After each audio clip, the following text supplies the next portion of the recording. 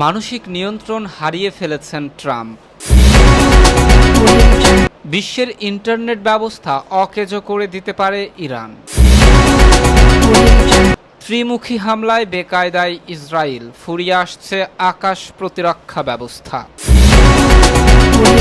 ট্রাম্পের আল্টিমেটামের পর ইসরায়েল ও কুয়েতে হামলা চালালো ইরান। কেন ইরান যুদ্ধের চরম মূল্য দিচ্ছে ইউরোপ এবং এশিয়ার মার্কিন মিত্ররা? এতক্ষণ শুনছিলেন সংবাদ শিরোনাম, এবার বিস্তারিত। মধ্যপ্রাচ্যে চলমান উত্তেজনার প্রেক্ষাপটে মার্কিন প্রেসিডেন্ট ডোনাল্ড ট্রাম্প এর সাম্প্রতিক বক্তব্য নিয়ে তীব্র সমালোচনা করেছেন তেহরান বিশ্ববিদ্যালয়ের অধ্যাপক ফোয়াদ ইজাদি। তিনি দাবি করেছেন, সামাজিক যোগাযোগ মাধ্যমে ইরানকে লক্ষ্য করে ট্রাম্পের অশালীন ভাষা এবং ধারাবাহিক হুমকি ইঙ্গিত দিচ্ছে যে তিনি মানসিকভাবে নিয়ন্ত্রণ হারিয়ে ফেলেছেন। কাতার ভিত্তিক সংবাদ মাধ্যম আল জাজিরাকে দেওয়া এক সাক্ষাৎকারে ইজাদি বলেন, বর্তমান পরিস্থিতিতে ট্রাম্প তীব্র রাজনৈতিক চাপের মধ্যে রয়েছেন। তার মতে, ট্রাম্প ধারণা করেছিলেন খুব অল্প সময়ের মধ্যেই ইরান এই শাসন ব্যবস্থার পরিবর্তন সম্ভব হবে, কিন্তু বাস্তবে সেই লক্ষ্য অর্জিত না হওয়ায় তিনি হতাশ এবং ক্ষুব্ধ হয়ে পড়েছেন। ইজাদি আরও বলেন, এই ব্যর্থতার প্রতিফলনই ট্রাম্পের ভাষায় দেখা যাচ্ছে। ক্রমেই তার বক্তব্যে উগ্রতা এবং কুরুচিপূর্ণ শব্দের ব্যবহার বাড়ছে, যা একজন রাষ্ট্রপ্রধানের জন্য অস্বাভাবিক। এই প্রেক্ষাপটে ইরানের নেতৃত্ব পরিস্থিতি গভীরভাবে পর্যবেক্ষণ করছে বলেও জানান তিনি। ইজাদির মতে, তেহরান মনে করছে এক পর্যায়ে ট্রাম্প হয়তো নিজেকে বিজয়ী ঘোষণা করে যুদ্ধের ইতি টানার চেষ্টা করতে পারেন। তবে সম্ভাব্য কূটনৈতিক সমঝোতা নিয়ে সতর্কবার্তা দিয়ে তিনি বলেন, ট্রাম্পের মতো নেতৃত্বের সঙ্গে এমন কোনো চুক্তি করা কঠিন যা ইরানের জন্য লাভজনক। তার ভাষায়, কোনো ইরানি রাজনীতিকের পক্ষে ট্রাম্পের হাতে দেশের নিয়ন্ত্রণ ছেড়ে দেওয়া রাজনৈতিক আত্মহত্যার শামিল, যা জনগণ কখনো মেনে নেবে না। বিশ্লেষকদের মতে, ট্রাম্পের কঠোর অবস্থান এবং ইরানের অনমনীয় নীতি উভয় পক্ষের মধ্যে উত্তেজনা আরও বাড়িয়ে তুলেছে। ফলে কূটনৈতিক সমাধানের পথ এখনও অনিশ্চিত রয়ে গেছে এবং পরিস্থিতি যে কোনো সময় মোড় নিতে পারে। এরপর জানবেন, মধ্যপ্রাচ্যে চলমান উত্তেজনার প্রেক্ষাপটে সমুদ্রের নিচে দিয়ে যাওয়া গুরুত্বপূর্ণ ইন্টারনেট কেবলকে ঘিরে নতুন করে উদ্বেগ তৈরি হয়েছে। বিভিন্ন আনুষ্ঠানিক সূত্রের দাবি অনুযায়ী ইরান উপসাগরীয় দেশগুলোতে মার্কিন সেনা উপস্থিতি অব্যাহত থাকলে লোহিত সাগরের নিচ দিয়ে যাওয়া ইন্টারনেট কেবল ক্ষতিগ্রস্ত করার মতো পদক্ষেপ নিতে পারে বলে ইঙ্গিত দিয়েছে। তবে এখন পর্যন্ত ইরানের কোনো সরকারি কর্মকর্তা বা বড় কোনো গোয়েন্দা সংস্থা এই বিষয়টি সরাসরি নিশ্চিত করেনি।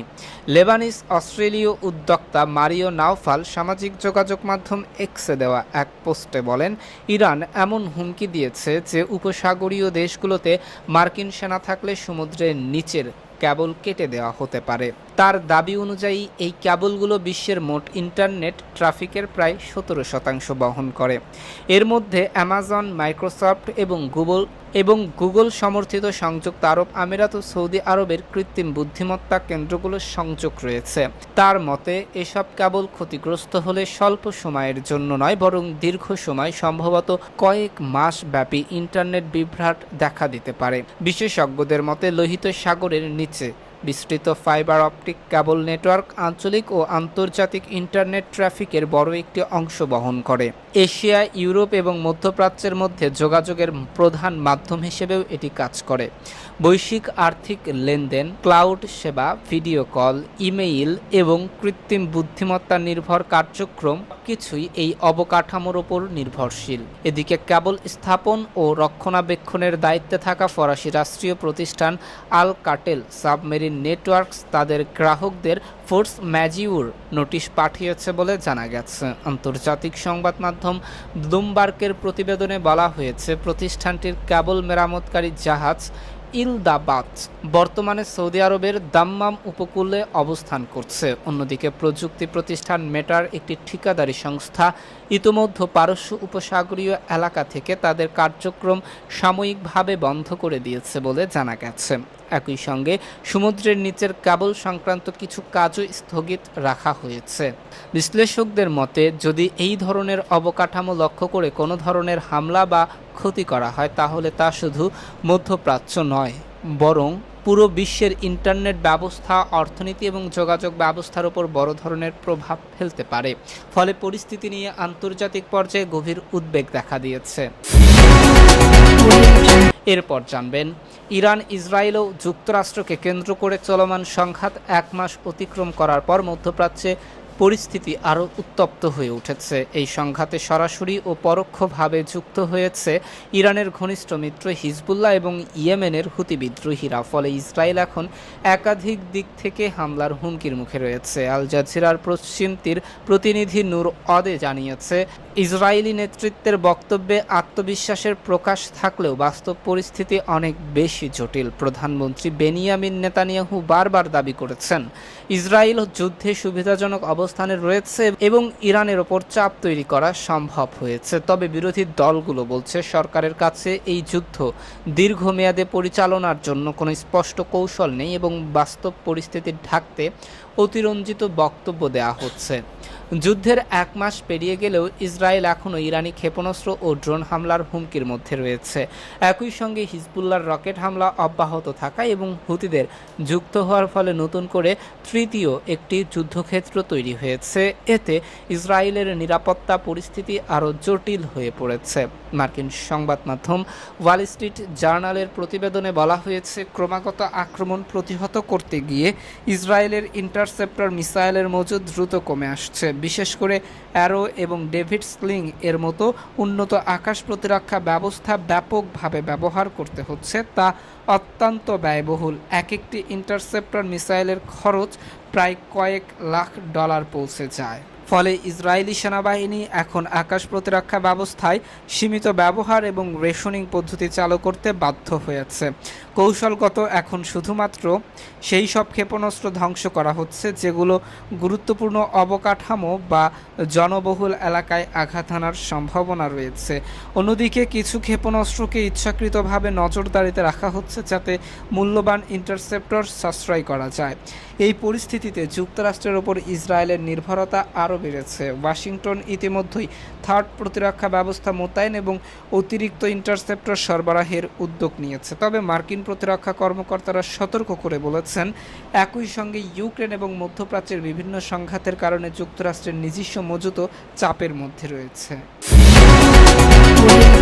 আরও জানবেন, ইসরায়েল ও কুয়েতে রোববার ভোরে ক্ষেপণাস্ত্র ও ড্রোন হামলা চালিয়েছে ইরান। উভয় দেশের পক্ষ থেকে দাবি করা হয়েছে, তাদের আকাশ প্রতিরক্ষা ব্যবস্থা ইরানের সর্বশেষ হামলা প্রতিহত করতে কাজ করছে। এই হামলার মাত্র একদিন আগে মার্কিন প্রেসিডেন্ট ডোনাল্ড ট্রাম্প ইরানকে একটি চুক্তিতে পৌঁছানোর জন্য 48 ঘন্টার আলটিমেটাম দেন। তিনি সতর্ক করে বলেন, নির্ধারিত সময়ের মধ্যে সমঝোতা না হলে ইরানের ওপর ভয়াবহ বিপর্যয় নেমে আসবে। চলমান এই সংঘাত গত কয়েক সপ্তাহ ধরে আরও বিস্তৃত আকার ধারণ করছে। 28শে ফেব্রুয়ারি যুক্তরাষ্ট্র ও ইসরায়েল যৌথভাবে ইরানে হামলা শুরু করার পর থেকে দুই পক্ষের মধ্যে পাল্টাপাল্টি আক্রমণ অব্যাহত রেখেছে। ওই হামলায় ইরানের সামরিক ও বেসামরিক শীর্ষ কর্মকর্তারা নিহত হয়েছেন বলে দাবি করা হয়, যার জবাবে ইরানও ধারাবাহিকভাবে পাল্টা আঘাত চালিয়ে যাচ্ছে। এদিকে 1 মাসের বেশি সময় ধরে চলমান এই যুদ্ধ মধ্যপ্রাচ্য জুড়ে ছড়িয়ে পড়েছে এবং বৈশ্বিক অর্থনীতিতে অস্থিরতা তৈরি করেছে। বিশেষ করে তেল ও গ্যাস পরিবহনের গুরুত্বপূর্ণ পথ হরমুজ প্রণালীর ওপর ইরানি বাহিনীর কঠোর নিয়ন্ত্রণ পরিস্থিতিকে আরও জটিল করে তুলেছে।